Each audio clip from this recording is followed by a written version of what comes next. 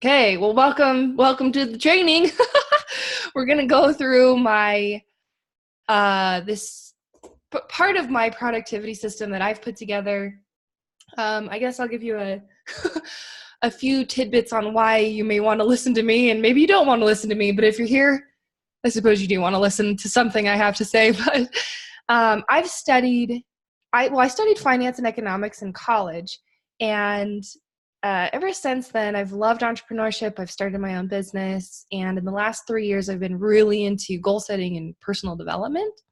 So I've read, if it's about goals and leadership, I've probably read it. So all the Michael Hyatt stuff, I love Michael. I got a chance to meet him, as you probably know, and Stephen Covey has inspired a lot of what I love. The One Thing book, and some performance coaches who help Olympic athletes and professional athletes. So I've taken a lot of different things, people like Brendon Burchard, I've taken a lot of these kind of concepts, right? And I've made it into my own thing that I enjoy and works for me. And so that's what I wanted to share with you guys today.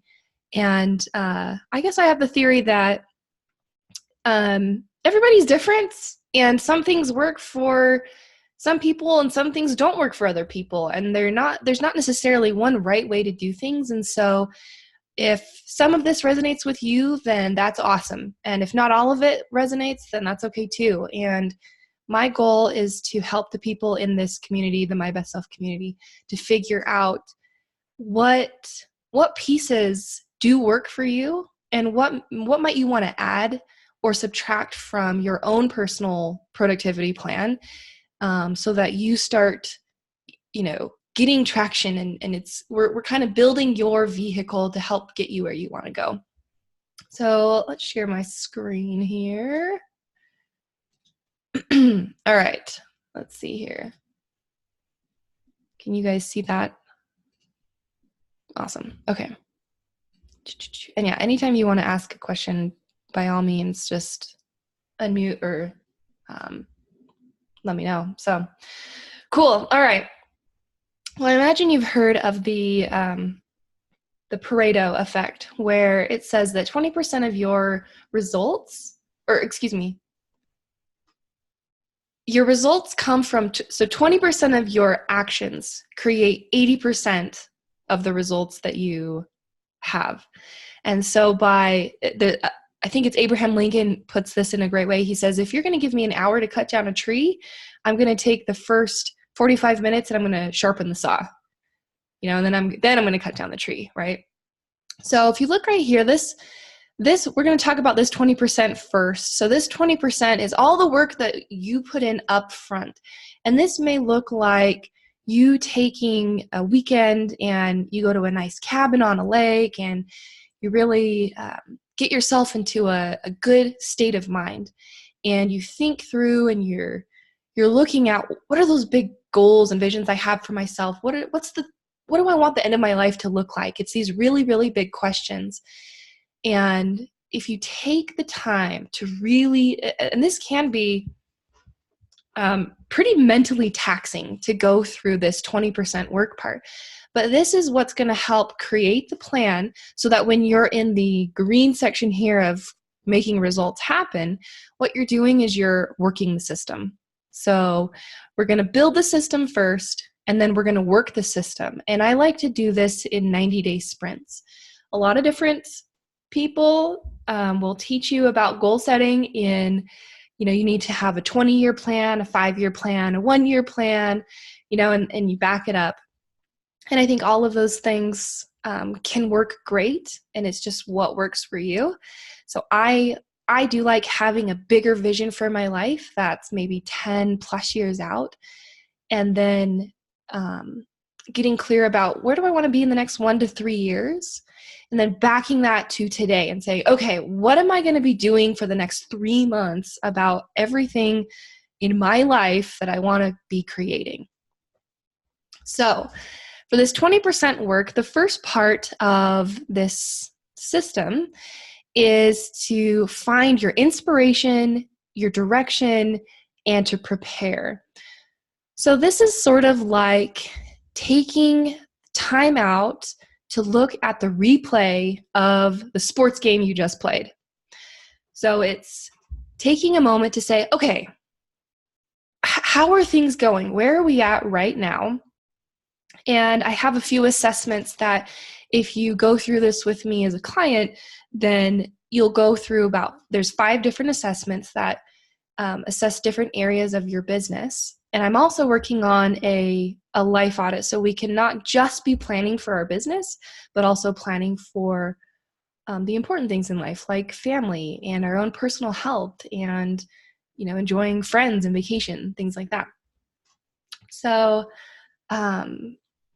so assessing and understanding where you're at right now, and then asking yourself big, powerful questions that help you gain clarity on what matters most. One of my favorite exercises for doing that is writing out. So you don't necessarily have to do this right now, but the idea is that you write out what are the top 25 things that you want to accomplish. And I think we actually talked about this, Marcy and David, on the phone. This idea that, okay, what are the top 25 goals? Like, what's your bucket list? What do you want to do before you die, right? What are the big dreams and goals? Like, one of those for me is I want to go see the Northern Lights. And if I was really dreaming, I would tell you I want to walk on the moon. So, what are those really big things that you're like, gosh, I would feel so alive if I was doing that? So you write out those 25 things. And the next thing you do is you take 5. What are those top 5? So out of all of the 25, what are the top 5 that you want to accomplish? Okay, and so if you notice, 5 is 20% of 25. And so again, we're applying this Pareto principle of what's the 20% that's going to bring me the 80% results. When you can get clear on what are the things that are most important to me right now in my stage of life with, the life situation I'm in, everyone's kids are going to be a different age. We're all going to be in different levels of our health and different levels in our finances. And so thinking big about, okay, where am I right now and what does it look like for me to start pursuing this big life that makes me really excited? All right, so once we have done this little blue section here where we're inspired, we begin with the end in mind, we kind of see where we want to take things. What we're going to do is we're going to set some goals. And there's a specific process I could take you through to actually set those goals. But once you've set your goals, then we've got to make the plan. Okay, so, and I love Michael Hyatt so much, and he talks about, you need to have a clear understanding of why a goal matters to you, and you need to be able to refer back to that so that when things do get tough, and they always do, that you have a strong, compelling why that will help you keep going. But one of the things he doesn't talk a whole lot about is actually developing a full-out plan of how you're going to accomplish that thing. He does give you some nudge in the direction of just do the right next step. But what I like to do is I like to break out what are the major priorities that I must accomplish in order for this bigger goal to get done. And when you work in 90-day sprints, it's a lot easier for you to wrap your head around what you're going to accomplish in the next 3 months than it is to plan out what you're going to do in the next year. So that's why I like working in those 90-day sprints. There's a book called Traction by a guy named Gino Wickman, and his company is called the Entrepreneur Operating System. They are essentially, I have taken some of what they've done and put it into my system, but they've studied tens of thousands of small businesses and have essentially come up with the operating system that they should use that optimizes how a small business is ran.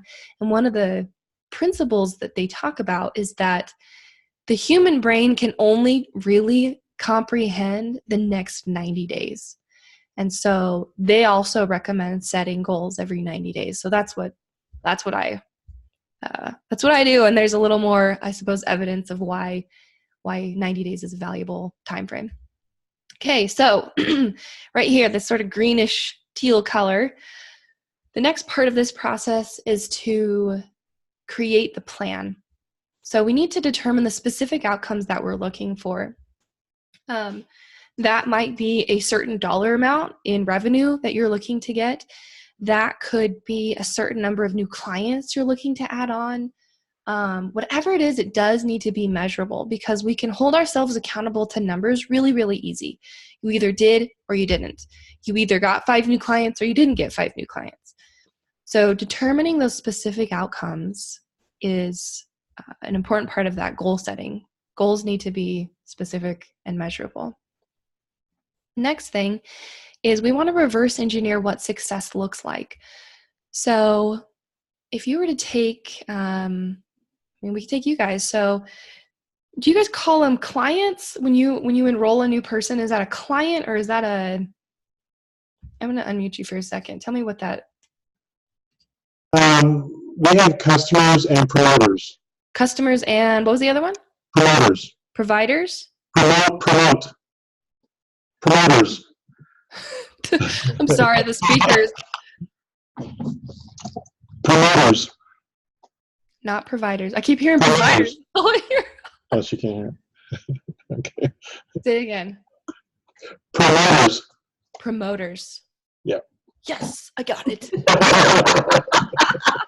Okay, customers and promoters. Right?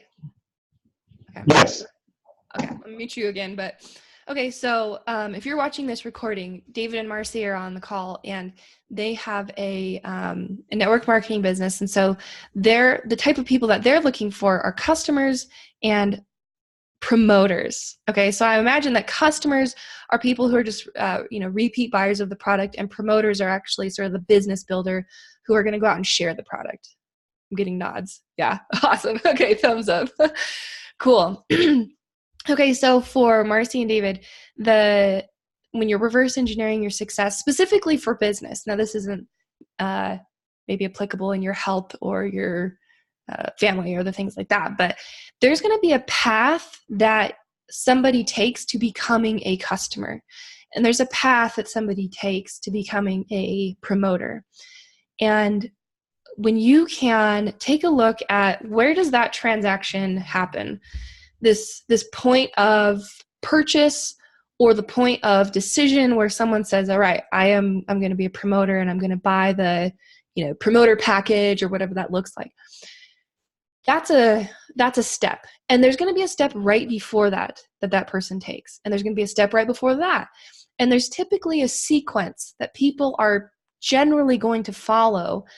And it goes from, unaware, they don't know who you are, to becoming aware of who you are, to becoming aware of your product and solution, to being convinced that your product, or service is the answer to their problem.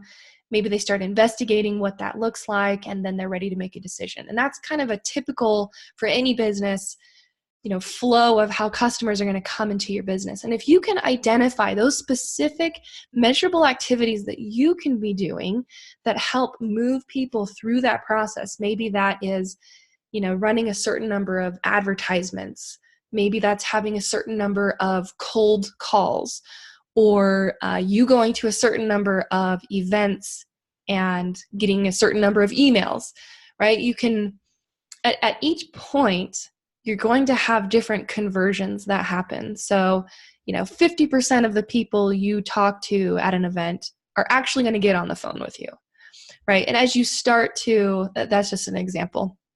And as you start to track those things, what you're doing is you're systemizing it, and you're doing what a franchisor would do, which is, getting really clear on what your numbers are and systemizing this so that you have a predictable way of, having an input and creating an output. Is that thumbs up clear? Do you guys have questions? Sweet, thumbs up. And so that's true for any business. of, this flow of customers that we have. And when we're reverse engineering our success, one of the principles taught in the book, The One Thing, is that we need to identify our goal is our number one.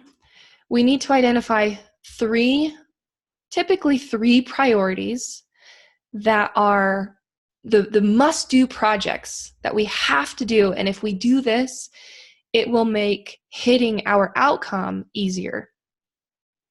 And then inside each of those projects, you'll have in the book, The One Thing, it talks about having 5 different strategies. So it's called a 1-3-5, or they also call it a GPS. And it's essentially a roadmap that gives you clarity on, okay, here's my number one goal. Here are the 3 main projects, maybe 3, 4, 5 projects that I must do that are going to lead me to knocking over that goal and to accomplishing it. Inside each of those projects, you're going to have specific strategies that if you do those things, those are, strategic moves that you're taking to make the outcome more likely.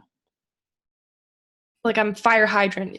Today might be a little bit of a fire hydrant. So any follow-up questions, we'll have, I'll be doing this training again and going into more, this is a 50,000 foot level. We'll zoom down into the 50 foot level here, probably in the next month or so. Awesome. So reverse engineering that success, creating the projects and the specific strategies inside the project that are going to help you. You're essentially planning out how you're going to spend the next 90 days. And when you do this the right way, it's really, really cool because you can wake up every day and say, I know exactly what I'm supposed to be doing today because I have a plan and I'm executing it. You don't wake up and say, oh, shoot, should I check my email? Should I call some people? Should I do this? You know exactly what to do because you have held yourself accountable to this plan that you've created. The next thing that I like, and this comes from the coach in me, is to ask powerful questions. I think that your life can improve when you improve the questions that you ask yourself. There's a book. Let me show you this book.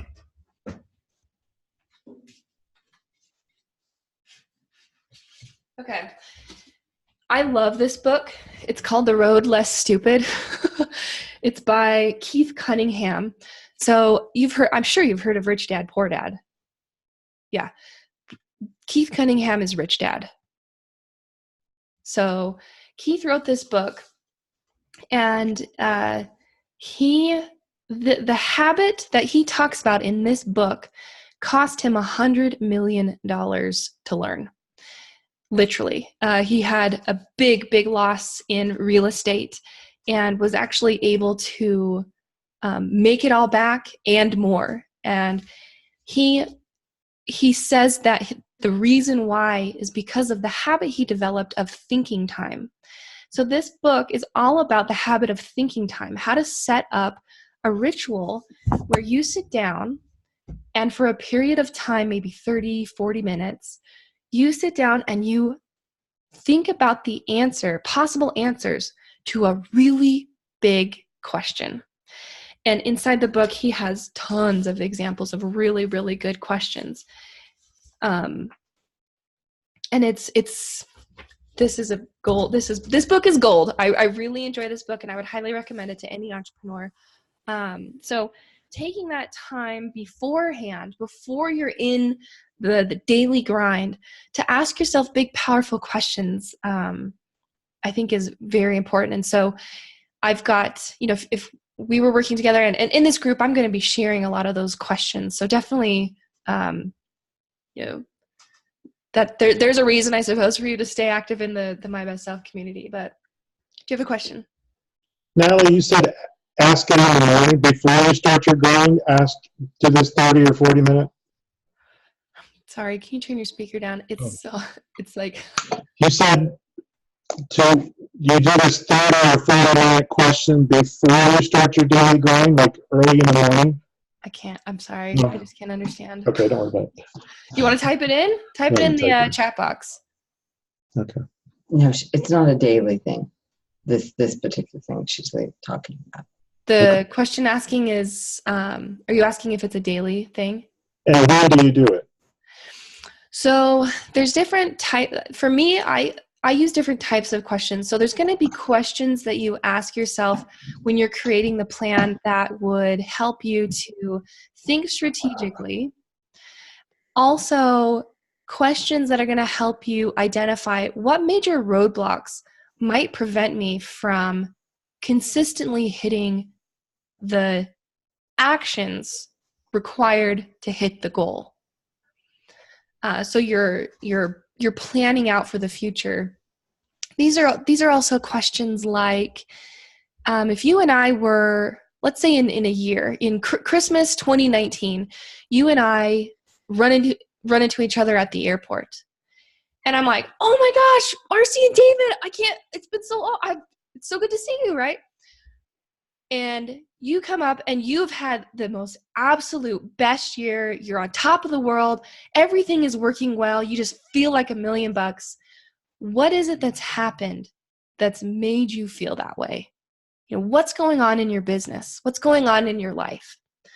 So it's big questions like that that are going to get you to think a little bit differently and to start using a different part of your brain that is kind of the dreaming and the creative side.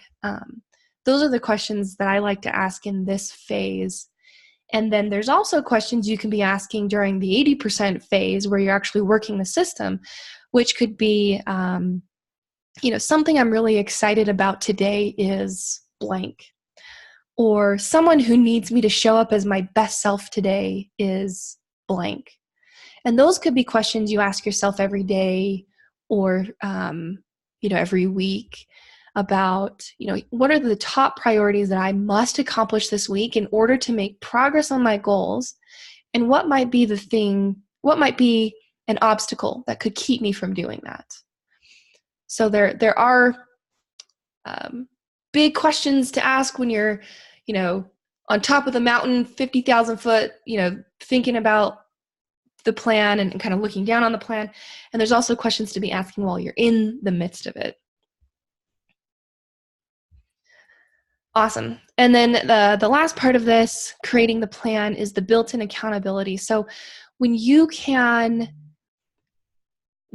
have a plan that is so specific and gives you measurable activities that if you do those things, that is what will lead to the outcome, then you have a plan and you have that accountability. So one of the things for me as I'm building my coaching practice is the pathway for me to get a client is to, first of all, hold a 20-minute phone call where we go through a business assessment. If that goes well, then I invite them to do it's called an MPA verification. So they take an hour-long, kind of like a personality test that gives me insights on who they are, how they think. And if they take that hour-long assessment, we come back together and we talk through it. And from that becomes an invitation to become a client. So there's a certain number of assessments I need to be doing in order to hit a certain number of clients. There's also a certain number of those verifications, those assessment verifications that I need to do to hit a number of clients. So if I know in the next 3 months, I would like to have 10 clients. In order to get 10 clients, I have to have 30 verifications, and only 1 out of every 3 are going to say yes to becoming a client.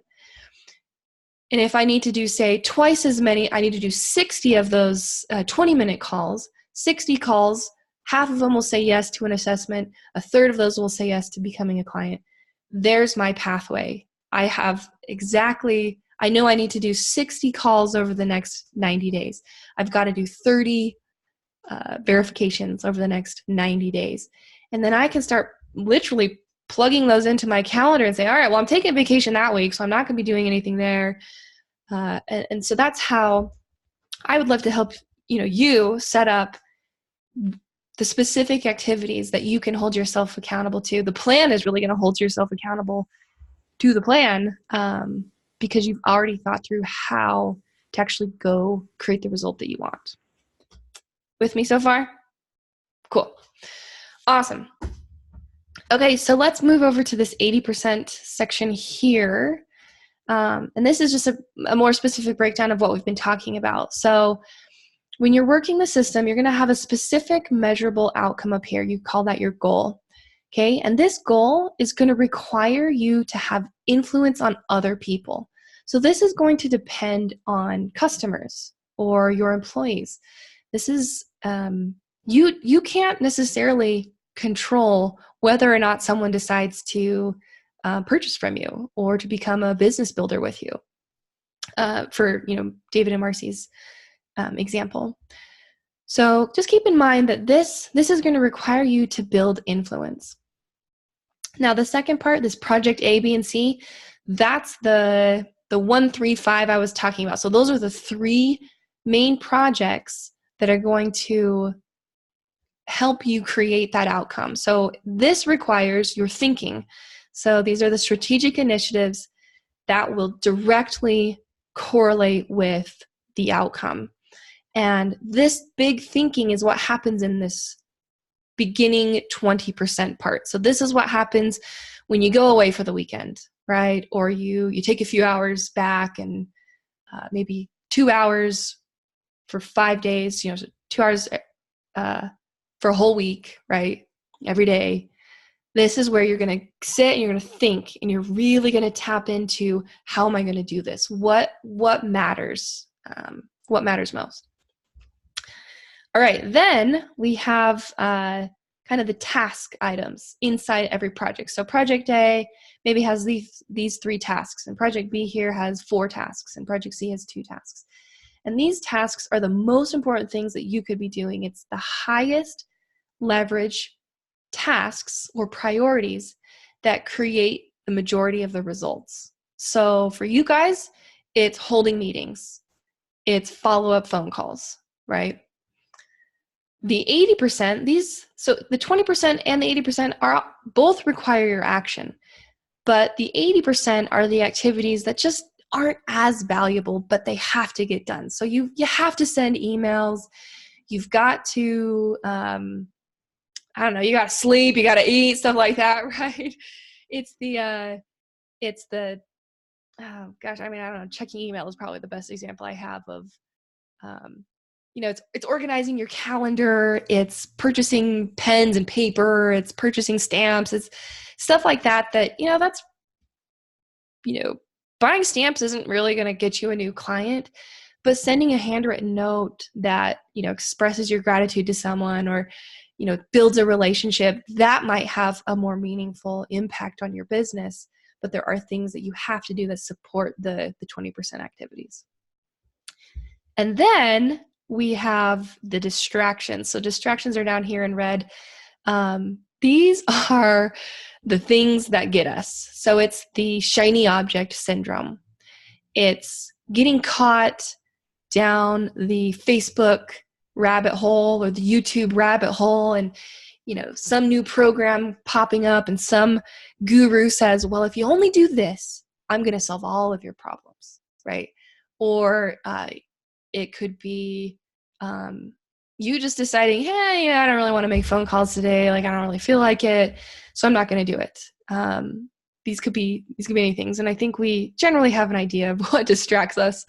I know YouTube is a big distraction for me, if I'm super honest. So these distractions are things that just don't help you get your work done. They don't move things forward. Now,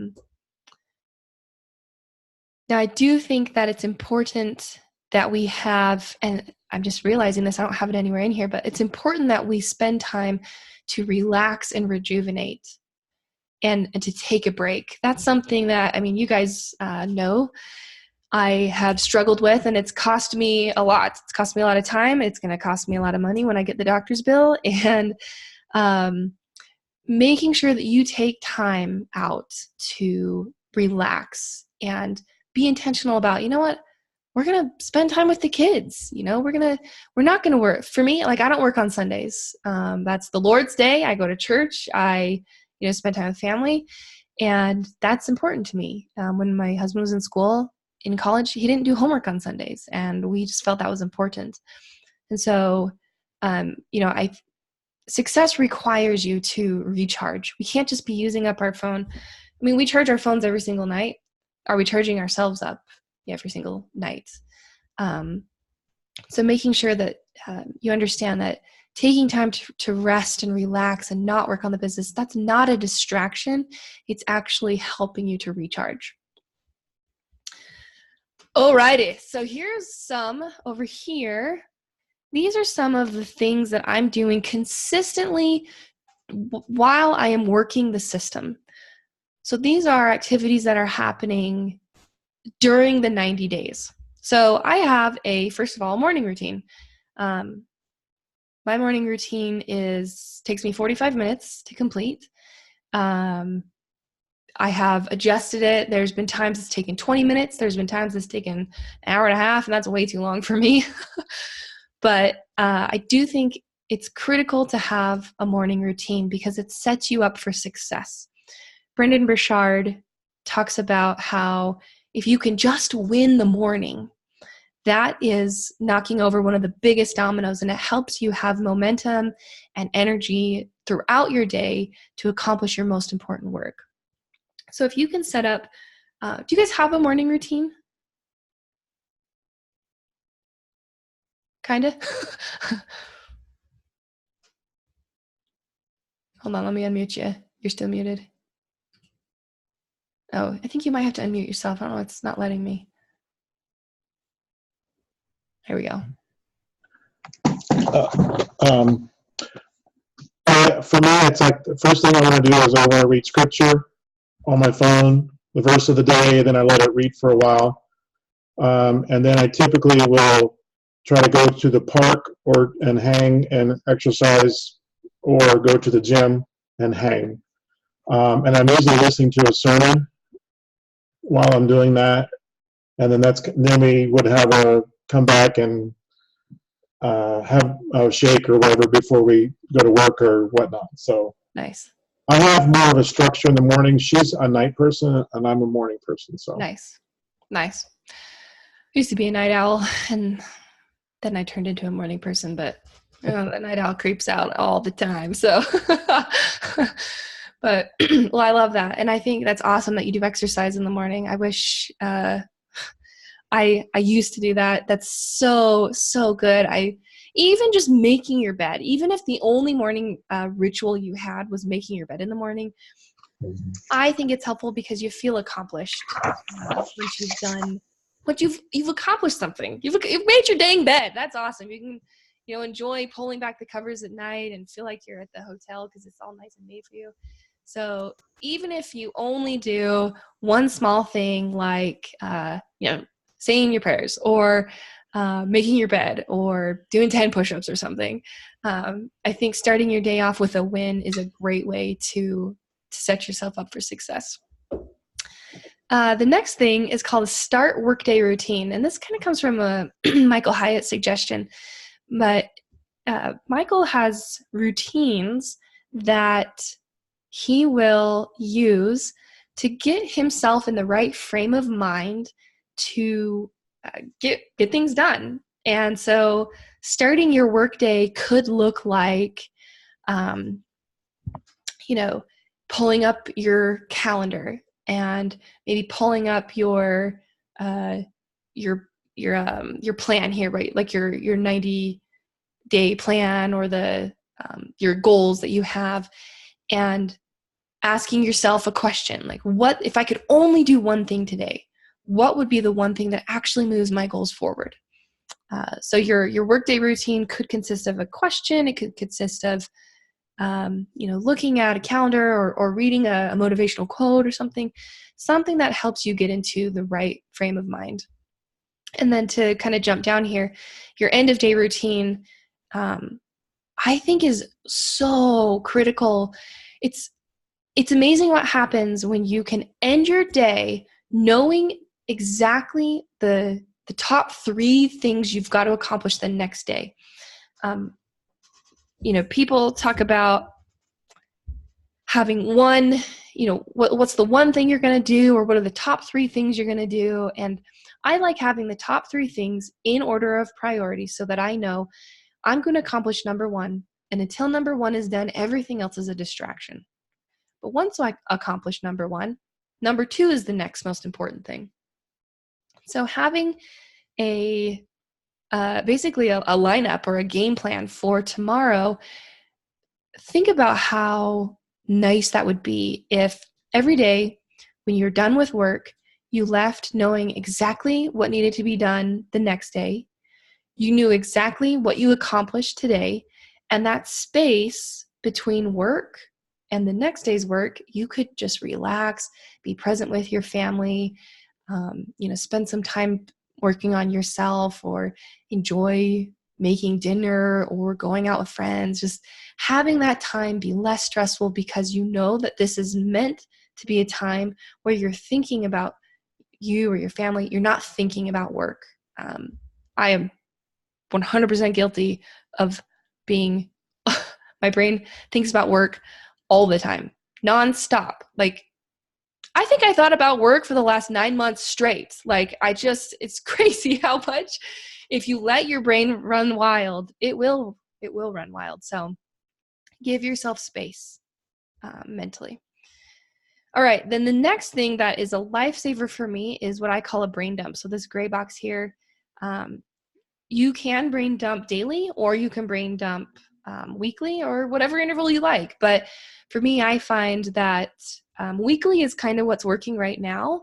I think I might start moving things to daily, but a brain dump essentially looks like a blank piece of paper and a pen, and you just write out everything that you've got to do, everything on your mind. Groceries, I gotta go buy a Christmas tree. Oh, I gotta call that I gotta send a thank you letter. Oh my gosh, I gotta decide if I'm gonna stay in this group. I'm gonna pay for it. I'm gonna cancel it. There's all sorts of things, right, that we could be thinking about or doing. And half the time the things I write down that I'm like, oh, I gotta do this. 2 months later, I'm like, well, maybe not. and you don't do those things. But if you could just get them all out of your head,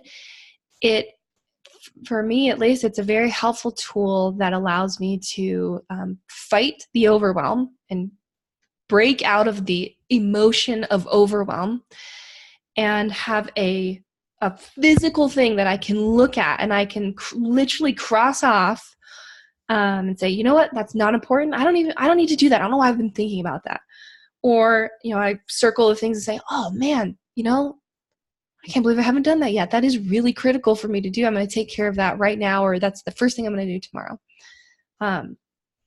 So writing out a list, or even mind mapping some of those things. And mind mapping is where you essentially, you write a word and you circle it, and then you draw a line into another word and you circle it. And so it's kind of a way to branch out and sort of organize how you're thinking.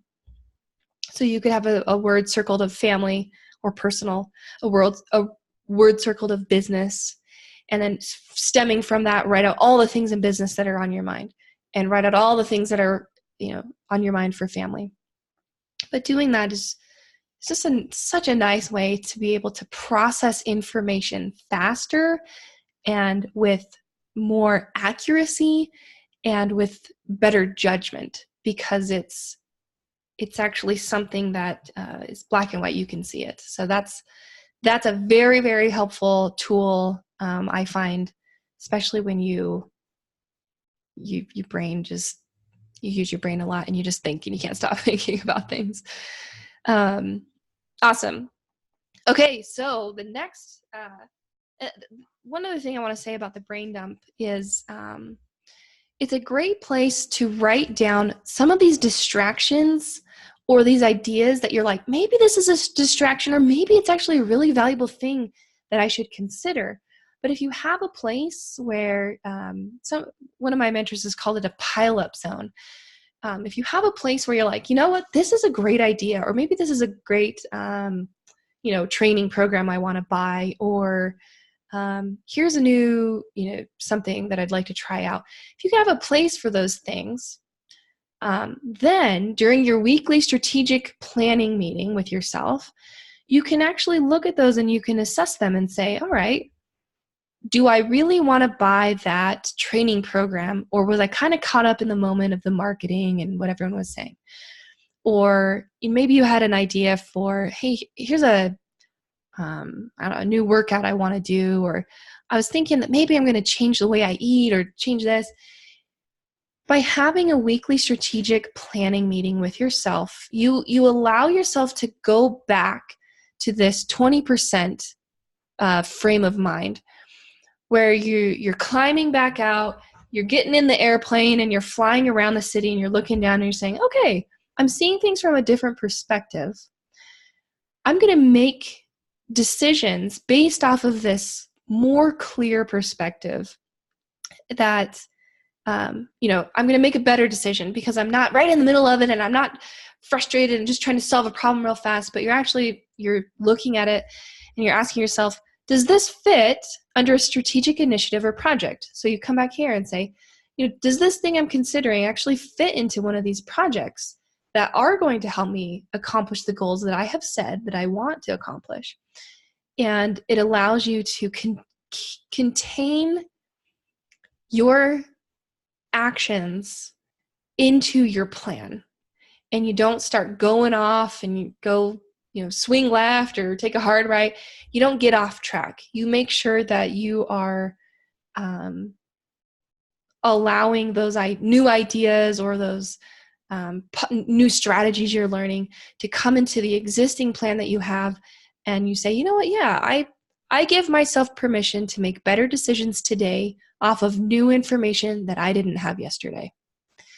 And so that weekly meeting with yourself is a great time where you can come back, look at your projects, consider those, things that you may want to change about your projects, add any in, take things out, and it's a nice break. The other thing that I will do during this weekly meeting is I have a decision matrix, and I should show you. I wonder if I'd like to show it to you. I'm just going to pull up a what's it called? Spreadsheet here. Okay, so this is a really, really helpful tool that I would highly recommend you use on a regular basis because it's just a really nice way to make clear decisions. Still loading. Okay, so let's view, zoom. Okay, so it looks like this.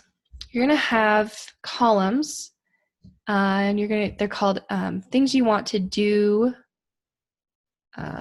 less of, do more of, things you're gonna start, things you're gonna stop, and things you're gonna continue.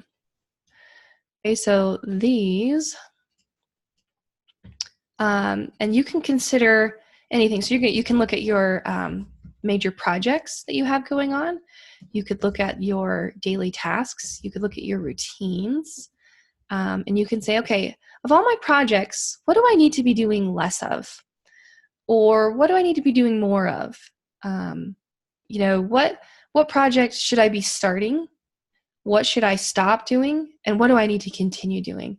And you can ask that question of anything here, but your tasks, your projects, and your routines are a helpful place to start. So if you're doing a routine and you're like, this 45-minute morning routine is just too much for me. I got to cut that in half. I need to do less of that, but I still need to do something, but I need to have a 20-minute morning routine. And you can start looking at where, what do you want to have in your life? What do you want to take out of your life? You could even look at you could look at your health. You could look at your relationships. You could look at, paid communities, or like coaches, anything like that, and say, you know what, this isn't really serving me anymore. Maybe I'm going to stop doing this. And so this decision matrix is really, really helpful for you to just every week take an assessment, take an inventory of what is working and what isn't working. Awesome. Okay, cool. So when you are looking at, any of these kind of distractions that you have put aside, you can ask yourself and say, does it fit under a strategic initiative? And if yes, and you want to add it, then plan and ask, is this a 20% activity that's going to move the needle for me, or is it not? And if it is, get it on your calendar and make sure you block time to do all of this 20% work. Should always be on your calendar. That should always be blocked off. And you should hold yourself accountable to your calendar and to the events that you have with yourself, just like you would if you were holding yourself to a lunch meeting where you're meeting up with somebody else. I think we tend to let it slide and say, oh, hey, Natalie, can you meet at 10 o'clock today? I'd love to have a meeting with you. And I'm like, well, I'm supposed to go to the gym at 10. I don't know if I really want to. I could probably meet, and I'll tell them, yeah, I'm available. No, you don't have to do that. You say, oh, you know what? I'm actually booked at that time, but I could do 11:30. So be willing to hold your appointments with yourself as very, very valuable blocks of time. And then know if that, thing that you decided, actually it really is a distraction, or, sounded like a good book, but it just doesn't make sense for me to read right now, then no, it doesn't earn the right to be taking up your time, and make sure that you say no to the right things.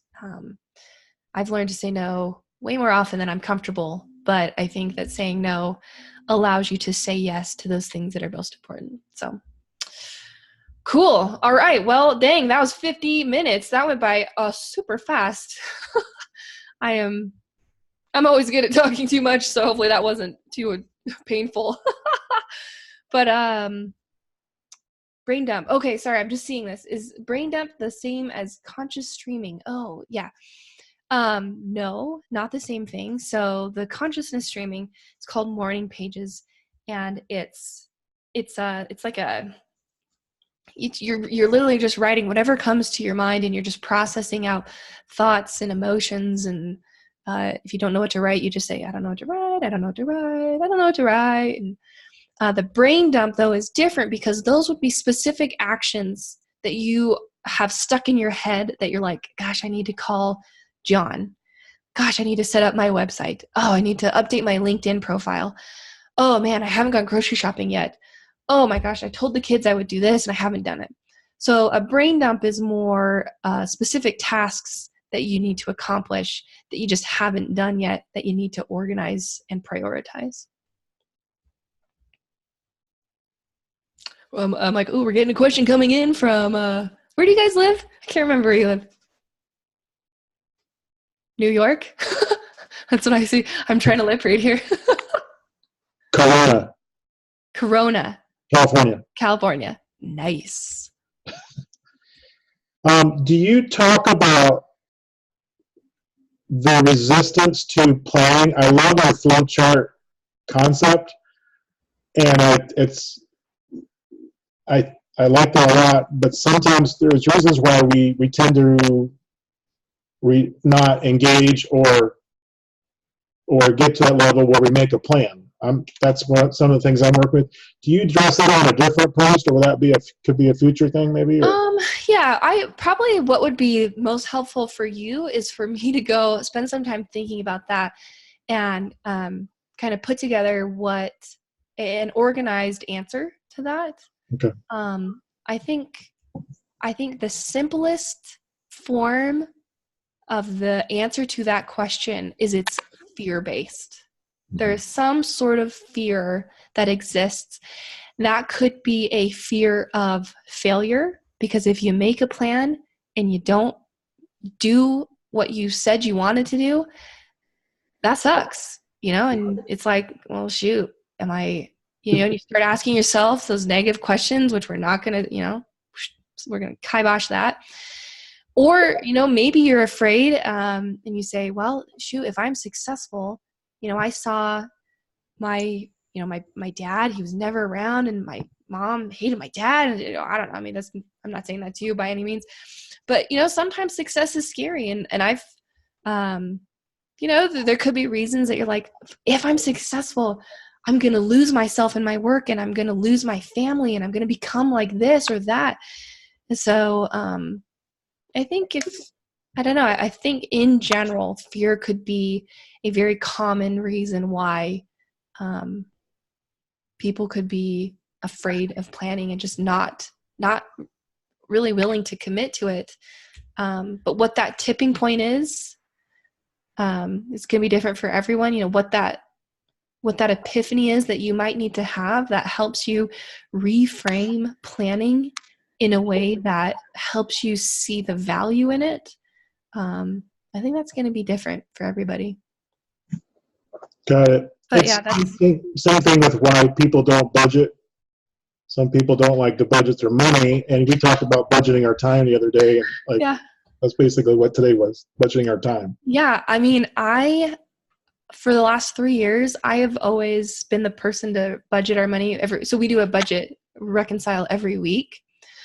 I haven't done it for 2 weeks because I am scared of how much money I've spent. Like, I know I have spent a lot of money over like Black Friday and all that, and I just got a little caught up in everything, and maybe a little bit was retail therapy too. But I've made my husband do it the last 2 weeks. I'm like, I can't look. Like, just don't tell me. Because I'm afraid to face reality, and I think that's But that's right there what you said is the key. And I think a lot of people struggle with, I'm afraid to face reality, and if I see it on paper, that's why we don't write our goals down. Yeah. No. And so I'm like, okay, what's the magic key? Because I want to help myself, and then I want to help our people. Yeah. As well to get past that. And typically, you have to have a reason that the pain has to be great enough, or the reward has to be great enough. And sometimes we have difficulty getting to those places, I think, for whatever reason. Yeah, I think the pain of being stuck and realizing that you won't be able to get where you want to go will have to become greater than the pain of facing that reality. And it just sometimes is a matter of time. Some of us need longer than others to realize how stupid we're being, right? Not that you're, not to, do not take that personally, but I'm saying that for myself, right? Like, I've been pretty darn stupid for the last 6-7 months in a few areas of my life, not all of them. And it's taken a big 2x4 to the face to wake up from some of that. And, sometimes we can get out of that before we get hit in the face. And we can, on a good day. We can just choose. And others of us are stubborn enough that we gotta have, sometimes we have to have that big trip and fall. So, but, we kind of talked about this earlier too, is having faith or believing that, faith to me is believing and then taking action. You can believe in the principles. I mean, what I hope to communicate in everything that I teach are principles. They're not my opinions. They're my experience with true, lasting principles of, success, growth, leadership, development that, I do think can be applied to yourself in a unique way. But, you're crazy if you think that you can go tomorrow, plant some peas in the ground, and the next day have full-grown peas, right? There's the law of the harvest where you have to plant, you have to weed, you have to water, you have to let time pass, and then you can reap what then comes the harvest. And so I think that's related to planning, where you don't get to just have what you want without putting in the work and the planning and the specific efforts that are aligned with the outcomes. It's not fair to say, well, hey, I've been doing this. Why am I not getting the results? Well, if you're planting carrots expecting to get peas, that's never going to happen. No matter how positive you think, no matter how hard you work, no matter how clean, you keep the garden. So we've got to make sure that we're planting the right seeds. And Got it. Are you going to make that? You have the chart, whatever you did, available for the group? Or are you going to put that up like a? Yeah, I've actually already posted an image of it, but I will post Okay. that. I'll share that image with this recording inside the group. Okay, awesome. Cool. Did a great job. Thank you. Yeah, I'm glad you guys were on with me, and I wasn't just me talking to the screen. So. Yeah, you have a lot of wisdom, and it's come through different challenges and so forth. And I definitely appreciate you. And it's kind of, you're a little bit further than where we are right now, and we're wanting to learn from you and share with you as well, Awesome. Things that we've learned. So good. Yeah. Well, and if you have specific questions about any of these parts, I'd love to, my goal is to have a training that kind of overarches the whole thing, and then have kind of sub trainings of like, here's how you can create a morning routine, and here's a bunch of ideas of kind of a la carte, put your own together and start doing more of that for the community. So if there's any specific questions, that's helpful to me to, kind of shape the content that I put out. So Sure. Cool. Awesome. Thank you. All right. Hey, well, Have an thank you awesome for being day. here. We'll see you guys soon. Well, we'll watch it again. Awesome. Thank you. Take care. Thank you. All right, Bye-bye. bye-bye.